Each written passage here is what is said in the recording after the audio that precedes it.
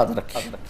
دیکھو ہر راحت اللہ نے جنت میں رکھ دی ہے، ہر مزہ، لیکن یاد رکھنا اس کی یاد میں رونے کا مزہ جنت میں نہیں پاؤ گے۔ آپ کروڑوں سال زندہ رہو گے، ایک آنسو بہانا چاہو گے نہیں نکلے گا، ایک آنسو نہیں نکل سکے گا۔ یہاں تنہائی میں اس کے لیے تڑپنے اور رونے کا جو مزہ ہے، نہ وہ عورت میں ہے، نہ شراب میں ہے، نہ تخت میں ہے، نہ تخت میں ہے، نہ ملک میں ہے، نہ مال میں ہے۔ اس کے لیے رونا، اس کے لیے جذب قربان کا، اپنے جذبات پہ چھری چلانا۔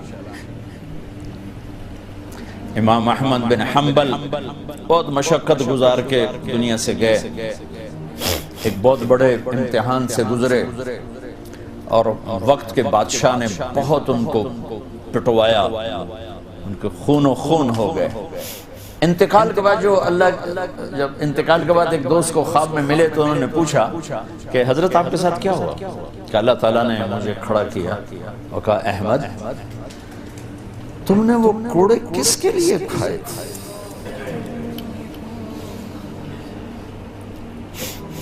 کہے اللہ میں نے تیرے لیے کھائے تھے۔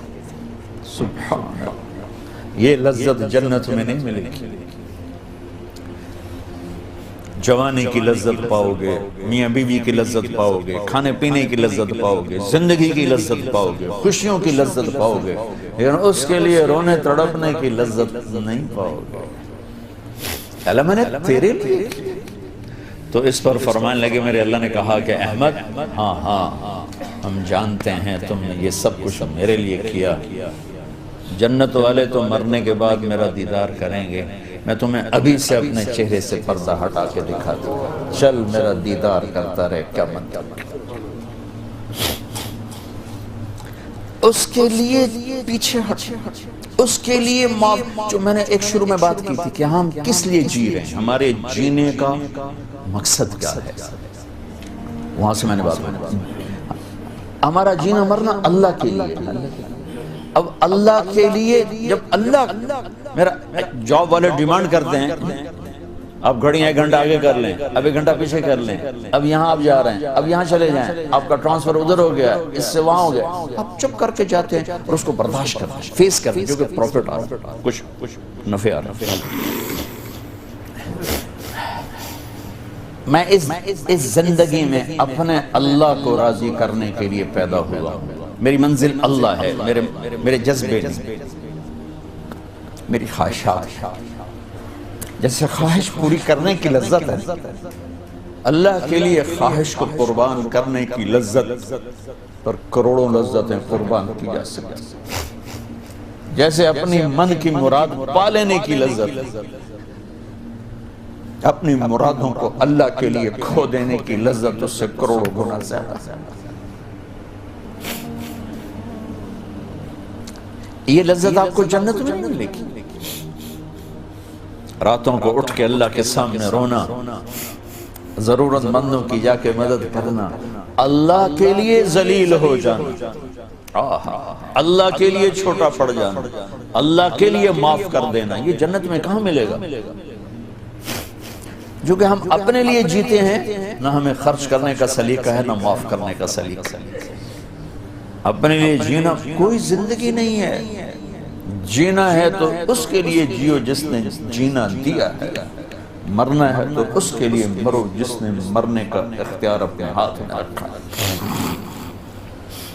اپنے شوق بدلو، یہ انٹرٹینمنٹ جنت میں نہیں ملے کہ اللہ کے لیے آدمی تڑپ رہا ہو، اللہ کے لیے۔ جنید بغدادی بیت اللہ کا طواف کر رہے تھے رات،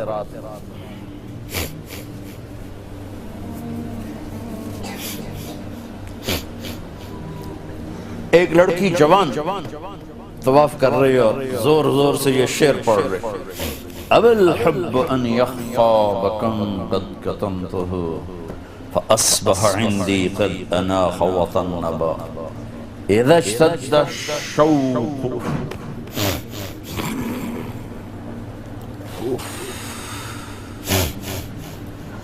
حام قلبی بذکرہ وَإِن رُمْتُ مِنْ حَبِيبِي قُرْبًا مِنْ حَبِيبِي تَقَرَّبًا يَبْدُو فَأَفْنَا ثُمَّ أَحْيَا لَهُ وَيُسْعِدُنِي حَتَّى أَلَذَّ وَأَطْرَبَ. کہاں سے ترجمہ کروں؟ میں نے اپنے دل کو بہت بچایا، لیکن محبت نے آگے ڈیرے ڈال ہی دیے اور میرے پورے دل پہ قبضہ کر لیا. میں نے تو بہت چھپایا، چھپ نہ سکی، بہت ہیلے بہانے کیے پر میں چھپا نہ سکی. بادن ہوا کا صبرت ام لم تصبرا وبکاءک ان لم یجر دمعک او جرا. امر الفؤاد لسانہ وجفونہ فکتمنہ وکفا بجسمک مخبرا. ذنی متنبی کہاں سے یاد آیا؟ جب مجھے وہ یاد آتا ہے اذا اشتد شوقی حام قلبی بذکرہ، جب میرا شوق بڑھتا ہے تو میں پاگل ہو جاتی ہوں. وَإِن رُمْتُ قُرْبًا مِّنْ حَبِيبِي تَقَرَّبًا، جب میں اس کا قرب چاہتی ہوں، اس کے قریب ہونا چاہتی ہوں تو اپنا آپ میرے اوپر ظاہر کر دیتا ہے. جب وہ ظاہر ہوتا ہے یبدو فأفنا، جب وہ ظاہر ہوتا ہے تو میں مر جاتی ہوں. وہ پھر مجھے زندہ کرتا ہے، پھر مجھے اپنا قرب دیتا ہے اور میری رگ رگ میں اپنے عشق کو پھیلا دیتا ہے. جنید بغدادی جیسے ولی اللہ، وہ کہنے گئے او بچی ہوش کر، شرم کر، کیا پڑھ رہی ہے، کہاں پڑھ رہی ہے؟ وہ بھی اس بچی کو نہ پہچان سکتے. انہوں نے ایسے دیکھا کہ لولا التقى لم احجر عن طیب الوصن. جنید بدگمان نہ ہو، جس کے عشق میں تو نیند چھوڑ کے آیا ہے اسی کے عشق میں بھی نیند چھوڑ کے.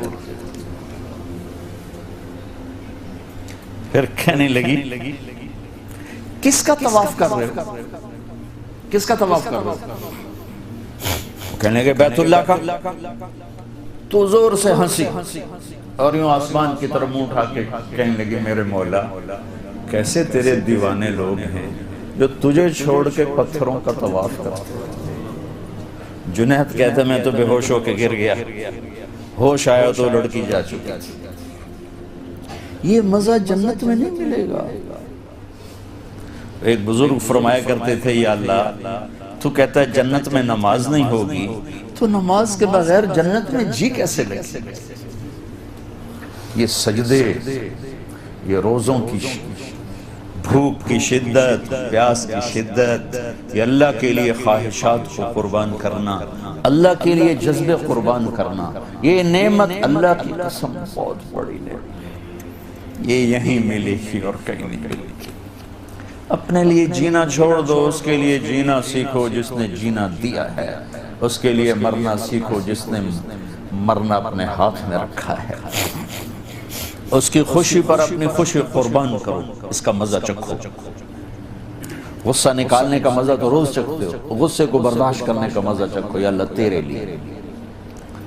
عزتوں کو ڈھونڈنے کے مزے لیتے ہو، ذلیل ہونے کا مزہ لے کے دیکھو اللہ کے لیے، اللہ کے لیے، اللہ کے لیے. بدلہ لینے کا مزہ چکھتے ہو، معاف کرنے کا مزہ لے کے دیکھو اللہ کے لیے.